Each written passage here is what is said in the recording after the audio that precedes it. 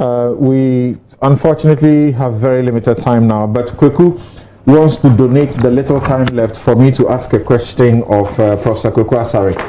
Prof Asare, are you there? Yes, I'm here. Right.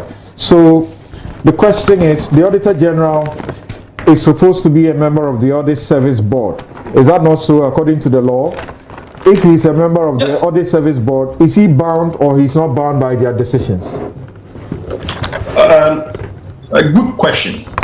And that's why I took some time to explain the architecture. There's an Auditor General's office and there's an audit service. The board is the board of the audit service. It's not the board of the Auditor General's office. So the board has no power at all to control or interfere with the work of the Auditor General in his office as the Auditor General. The audit service is the instrument by which the Auditor General performs his function. And the board oversees that. So look, if you read the Constitution, Article 189, it states very clearly the Audit Service Board will employ the staff of the audit service, but not the Auditor General, because the special prosecutor has a similar situation. He has a board. What must he do with the board? He shouldn't take what the board says. Because something you need to understand what I'm saying. The special prosecutor doesn't have a separate office and then a prosecutor's service where there's a board of that prosecutor's service. The Auditor General is sui generis. He's a unique person. He is the commander-in-chief of the audit service, and in that role he serves on the audit service board. But he has his own office where he's neither accountable to the president nor to the board. His accountability is only to Parliament. He writes reports and he sends them to Parliament. And even then, you would see that when the report goes to Parliament, the committee that deals with his report is structured so that it's headed by the minority in Parliament.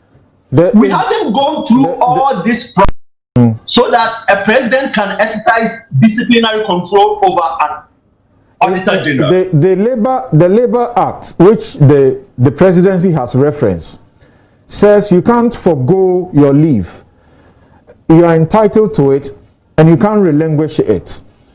The law also is clear that the Auditor General is not an exception, is not one of the institutions exempt from that law. There are those who have said that the Auditor General then may come under the public service. The public service has a policy, and the policy says unspent leave is forfeited. If you have leave and you don't take it, it's forfeited. You cannot also accrue leave more than 2 leaves. So the question being asked here is, why is the Auditor General, why is it that he did not respect the board's call on him to take his leaves, and the president has the power for the general maintenance of law? What should he do? Something, I appreciate your playing devil's advocate, but there are certain issues that are so clear that when you play devil's advocate, it doesn't work very well. I also would call on Ghanaians.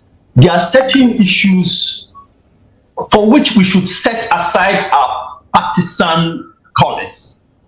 The institution of the Auditor General is so integral and so important to financial accountability. If we are unwilling to protect the Auditor General, then I don't think we are ever going to be serious about corruption. The board, I've said many times, that the Auditor General has no control over the Auditor in the letter from the presidency in response to the Auditor General, the Auditor General had taken his leave and wrote to the Chief of Staff and asking that whilst he has nominated his deputy to take over from him whilst he was on leave, the deputy should perform his functions except represent him on the board. Is that correct? He could do that. If, for instance, somebody could deputize for him when he's on leave as the Auditor General, and he could send somebody else to represent him on the board of the audit service. He could do that. Really? These are minor issues that we are bringing up to basically mask the fact that this is a guy who has saved the country $1 billion. So if he does what he did, what does that say about Section 6(5) of the Audit Service Act, which says the quorum for a meeting of the board shall be 4, including the Auditor General, or in the absence of the Auditor General, the person acting on behalf of the Auditor General. Yeah, it says the person acting on his behalf. So he can, that's what I was saying, he can send someone to act on his behalf who is different from the person who is acting as the deputy or as the Auditor General. How do you reconcile that logic? I'm going on leave. Prof Asare, take over from me, but don't represent me at the board. I choose somebody else to represent me at the board. Of course, you can issue a power of attorney any way you want. I can say for my financial matters, I want people to deal I'm with sorry, them. But when it gentlemen, I'm sorry, but we have run out of time. I'm sorry, we have run out of time. We definitely will continue this discussion, God willing, next week. As we know, the conglomeration of civil society organizations will be doing their press conference about this matter in the course of the week, and so this matter will not go away yet, and then the other matter we table for discussion. We should be able to take them up next week. Thank you also very much for your time. Nana Komia, Kweku Bako, Professor Kweku.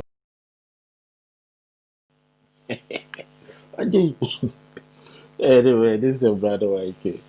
You see what I always say about brother Azar? He pick and choose where he pitches his net of analysis of the law. And all well and good to him. He twists and turns it to suit his narrative sometimes. And it's so obvious what he's doing now. The power of attorney can be exercised whichever way you want it. When it defiles common sense. You know, I mean, you sometimes say the law is a bitch, isn't it? And it's not an exact science. So people who think they are very smart, they can twist and turn the law to confuse people and make everybody think that they are making sense. But they forget that the law has got a letter and a spirit, right? There's a reason why there's a spirit backing the law. The spirit is basically applying common sense to the law. That is the spirit of the law. That is the spirit of the law. The fact that the letter of the law says A doesn't mean that you don't have to apply a common sense applying that law. I watched a video clip that I'm going to say this quickly, then I'll end it. I watched a video clip that a police officer was called by a kid that the mother hit him. When the cops got to the house, the woman said nobody called the police. The child just popped up from inside. Yeah, I did. I called the police because he hit me. One of the cops, I think the supervisor,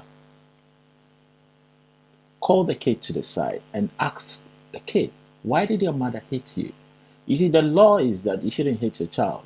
So the cops, if they want to follow the letter of the law, could have easily, hey, woman, come here, drag her, take her to the police station, charge her for abuse.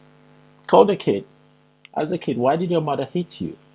The child told the cop, because I didn't do A, B, C, D. I skipped school. I, true honesty, I didn't go to school. I did blah, blah, blah.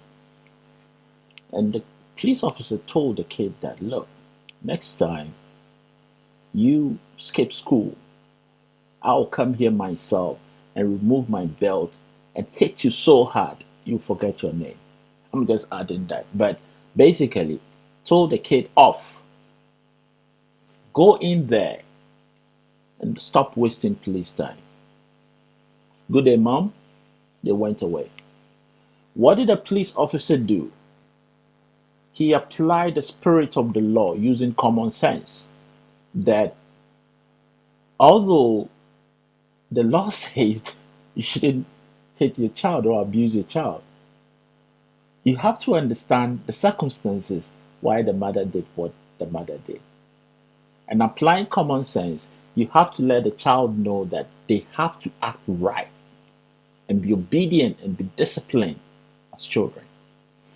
You see, when people want to go by their prejudices, everybody has got some prejudice, you know.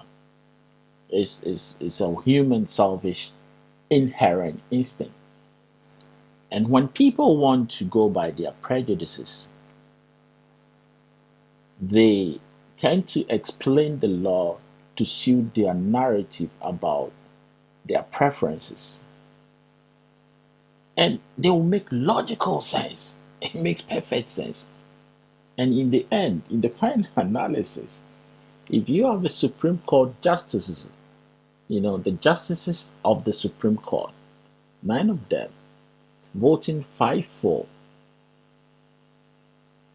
on an issue, and each one of them can explain why, according to law, they voted for or against and disagreed or agreed. And all of them will be right. So in law, 1 + 1 can be equals to 3 or 0, and not necessarily 2. It's not an exact science. So Professor Azar can go on and on and on and on and contradict himself. 1 minute, Professor Azar, Azar will say the executive has got, the presidency has got the executive power to do whatever they like. That is why President Mahama has got the power to free the Muntie 3. Because Professor Azar will always find a way to criticize the Supreme Court. Always. And it's within his right. In fact, Supreme Court can bring any judgment out, and anybody who is a critical thinker and understand the law can find loopholes, because even within the Supreme Court itself, they can vote 5-4 on an issue. So if you agree with those who voted against and got for, you make perfect sense.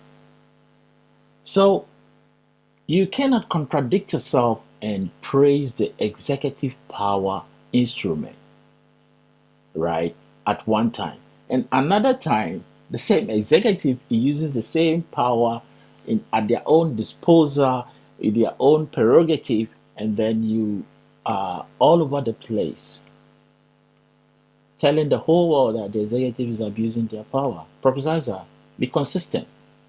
God bless our homeland Ghana and make our nation greater and stronger. Munya Bema Waikeni once again, and don't forget to say a prayer with every heartbeat. God bless us all.